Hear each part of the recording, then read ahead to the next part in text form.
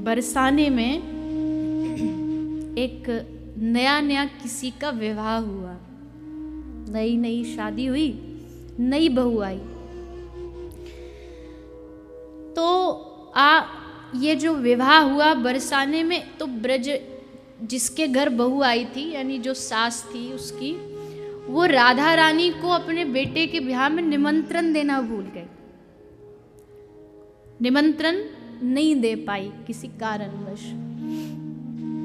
तो ब्याह हो गया, तब याद आया, अरे बड़ी भूल हो गई, बताओ हमने श्री जी को निमंत्रण नहीं दिया, हम बरसाने में ब्याह है और वो आती, थोड़ा आशीर्वाद प्राप्त होता और हमने उनको ही नहीं बुलाया। बट अब गलती हो गई, अब क्षमा मांगने जाना चाहिए। तो सास दौड़ी दौड़ी आई राधा रानी के पास, हे किशोरी जी मुझे क्षमा करना, मैं भूल गई, दिमाग से निकल गया। तो श्री जी बोली कोई बात नहीं, अब तो आ गई, अब ठीक है। सास बोली वाह कितनी उदार हैं आप, पर मेरी इच्छा है कि एक बार मेरी बहू का आप मुख देख लें और उसको आशीर्वाद दे दें। राधा रानी बोली ठीक है, उसको यहीं महल में ले आओ। तो सास जा रही है महल में अपनी बहू को ले जाने के लिए, लेकिन अब हमारे ठाकुर जी तो बड़े शरारती हैं, नटखट हैं। सास पहुँचे वाते पहले वाके घर पहुँच गए, और जो नई बहू आई वाते कही तू सो जा, तेरी सास ने कही है कि अभी वो वाकू देर लगेगी आने में, तू सो जा। वाकू सुला दियो और खुद बहू को श्रृंगार करके घूंघट करके बैठ गए।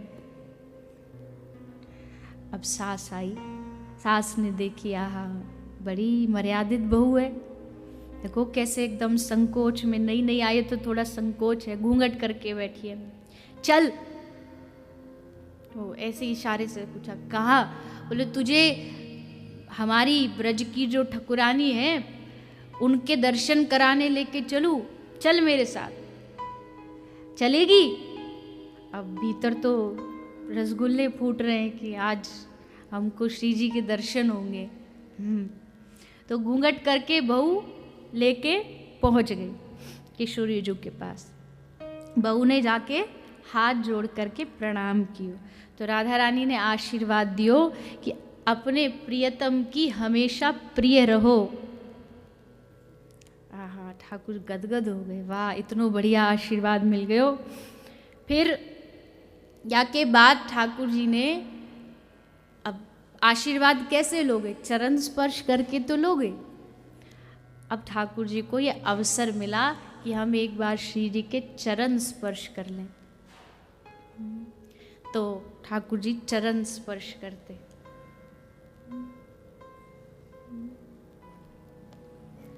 श्री जी के चरण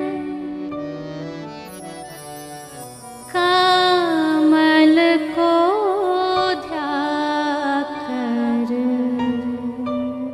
श्री जी के चरण कमल को ध्याकर, श्री जी के चरण कमल को ध्याकर, श्री जी के चरण कमल को ध्याकर, नैनन नीर बहाइए, नैनन नीर बहाइए,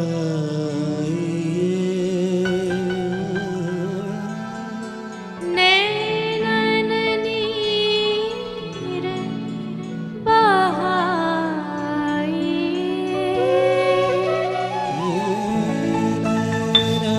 ऐसा नहीं है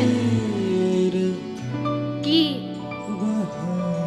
भक्त ही उनके चरणों के लिए रोते। एक बड़ा प्यारा चित्र है, और ऐसे कई सारे चित्र हैं। श्री ठाकुर जी श्री जी के चरणों को अपने हाथ में रखे और उनको अपने मुख से लगा के आंखों से झरझर अश्रु बह रहे हैं, और राधा रानी के चरणों का अभिषेक ठाकुर अपने नेत्रों के अश्रुओं से कर रहे। कौन गाएगा इनकी महिमा? किसी में है सामर्थ्य? ब्रह्मा विष्णु महेश में सामर्थ्य नहीं है कि वो इन श्री जी के चरणों का गुणगान कर सके। उन्हीं के चरण कमल को ध्याकर नैनन नीर बहाइए। ऐसे चरणारविंद श्री ठाकुर जी को स्पर्श करने को प्राप्त हुए, अश्रुधार बह चली। फिर श्री जी ने देखा बहू प्रणाम कर रही है, तो श्री जी बोली अब आप घूंघट उठाओ, मोड़ो दिखाओ। तो अब ठाकुर जी घूंघट करे बैठे, बोले सास सोचिए तो बड़ी बेशरम बहू आ गई। अरे हम यहाँ को मोड़ो दिखाने के ताई लाए हैं राधा रानी के पास, कह के कि मुख आप ही पहले देखोगी, और ये तो मना कर रही है। तो ये कैसी दुल्हन, श्री जी की आज्ञा नहीं मानती। पूरा ब्रज जिनके चरणों में लेटा रहता और ये उन्हीं की आज्ञा को नहीं मान रही है। तो श्री राधा रानी ने कहा अच्छा मुंह नहीं दिखाएगी हमें? बोले नहीं। राधा रानी बोली मुंह दिखाई में हम अच्छी अच्छी वस्तु देंगे तुमको, हार श्रृंगार वस्त्र आभूषण सब प्रदान करेंगे, अब अपनो मुंह दिखा दे। पर फिर भी सखी बोली बड़ी हटीली बहू है तू तो। अरे श्री जी कह रही है तो को मुंह दिखा दे, श्री जी उतावली हो रही है, तेरो मुख देखने अधीर हो रही है, और तू उनको अधीर कर रही है जब सब कुछ देने को तैयार है। पर श्री जी को आभास हो रहा कुछ तो है इस बहू में। वो तो अरे नजदीक की बात छोड़ो, कहीं दूर से कृष्ण के पीताम्बर को वायु भी स्पर्श करके आ जाए तो भी पहचान जाती है कि मेरे प्रियतम का ये सुगंध है। वो नहीं पहचानेंगी सामने कौन बैठा है, पर लीला कर रही है। तो अरे दिखा दे। सखी कहती है श्री जी लगे याकू तुम्हारो नेग पसंद नहीं आयो, अभी कछु बढ़ानो पड़ेगो, नेग बढ़ेगो तो ही मोड़ो दिखाएगी। तो श्री जी बोली तेरो नेग बढ़ा दूं, अगर याते संतुष्टि नहीं है रही तेरी तो मैं तो को कुछ और दूं, और बढ़ के दूं। तो बोली तो श्री जी बोली याते बढ़ के का दूं, हार आभूषण श्रृंगार सब दे दिए। अच्छा एक काम कर, आज कहते हैं ना श्री जी कभी कभी द्वार खोल देती है अपने भंडार का, तो आज खोल दिया। तो बोली कि मैं तुझको, तू मुंह दिखाई में तुझको निज महल में रख लूंगी अपने पास। आहा बस अब तो क्या ही बोले, निज महल में वास मिले। जा महल को दूर दूर से ठाड़े ठाड़े ठाकुर देखते रहे कब श्री जी निकलेंगी, कब एक झलक होगी। वह निज महल में हमको वास मिलेगो, याते बड़े आनंद की सीमा और का होगी। ललिता कह रही अरे पगली तो को इतना आशीर्वाद प्राप्त हो, ये तो हमको भी ना मिलो कभी। हम भी दर्शन करके सेवा करके घर को चली जाएं, पर निज महल में रखूंगी ये आशीर्वाद तो केवल तो को मिलो, अब देर मत कर। और जैसे ठाकुर जी ने घूंघट उठाया तो पूरी सभा में सन्नाटा छा गया। अरे ये कौन सी बहू आई है? सखी सहचरी सब ओढ़ के ओढ़नी हंसने लगी जोर जोर से लज्जा के मारे। तो श्री जी कहती है अरे लाल जी आप इतनी कष्ट काय को करके आए? अरे आपकी मुंह दिखाई तो मैं त्रिभुवन वार दूं, ये कौन सी बड़ी बात है? पर ठाकुर जी कहते हैं हमको त्रिभुवन ना चाहिए, आपको निज महल को वास की जो हमारी आस ही सो पूरी है, वही याते बड़ो उपहार हमारो कोई नहीं है सके।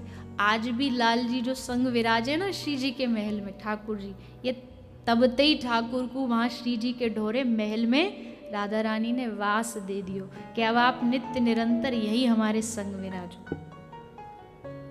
क्योंकि प्रगति तो नारायण भट्ट गोस्वामी पाद ने तो श्री जी को ही प्रकट करो ना, तो श्री जी ने कृपा करके उनको लाल जी को ये सौभाग्य भी प्रदान